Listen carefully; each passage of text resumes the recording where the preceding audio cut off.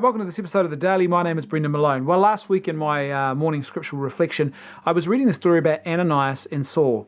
Now, Ananias, for those who don't know, is one of the early Christian leaders, and Saul is the first to really carry out a systematic persecution and oppression of the church, which, by the way, is kind of a hopeful story because not long after he started that process, he ends up converting and becoming one of the most important figures in all of Christian history. So there's always hope. If you're being persecuted or oppressed, there is always hope. But anyway, so Saul is riding on his horse. He is struck down. He has this encounter with God that is so powerful. He is struck blind. His traveling companions hear God. And he's effectively holed up in this house waiting for the next step to sort of unfold. He has the sort of beginnings of a conversion experience. Ananias, in the meantime, is told by God that he must go to this particular house and he has to pray for for Saul, who will obviously eventually become Paul, and so Ananias, and the scriptures make it clear that this was a very risky proposition, he says yes. He humbly follows the will of God. It was very Marian, I think. It reminded me a lot of Mary when she says yes to the angel. Be it done unto me according to thy word. And he just goes to this house because God's asked him to do that. Great faith and great humility.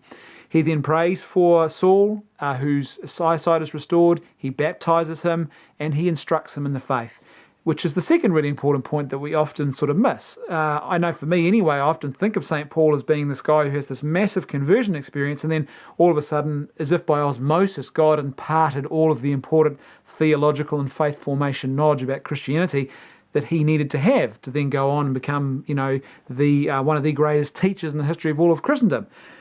In actual fact, that's not how it happened, and Ananias is pivotal in giving Paul that instruction. So we forget about that, but how much of Ananias and how important is Ananias really in shaping the St. Paul that we know and love today? And then lastly is the humility of this action. Like I said, it's a very humble thing to do to follow the will of God, but to just turn up and to be the guy who prays for this dude and then disappears effectively into the sort of, he disappears into the footnotes of Christian history pretty much after that moment. While the guy that you have baptized and given the faith formation to then goes on to become one of the most important figures in Christian history, it's really quite a profound thing. And I think it reminded me how often we undervalue those little but very important acts of humility, which often in God's plan are actually far more important. We all want to be like St. Paul with the big ministry and the lots of conversions.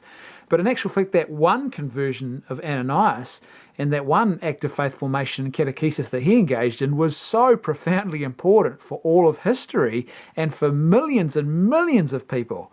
It's really quite astounding when you stop and think about that. So I think the encouragement for us is to remember how important those humble little acts are and to strive to be more like Ananias, obviously, and Paul as well, but to actually understand that when God calls us to do those things that sort of don't quite make sense or seem to be small in the big scheme of things, they are actually profoundly important works that are doing great things for his kingdom. Thanks for watching. I'll see you tomorrow on The Daily.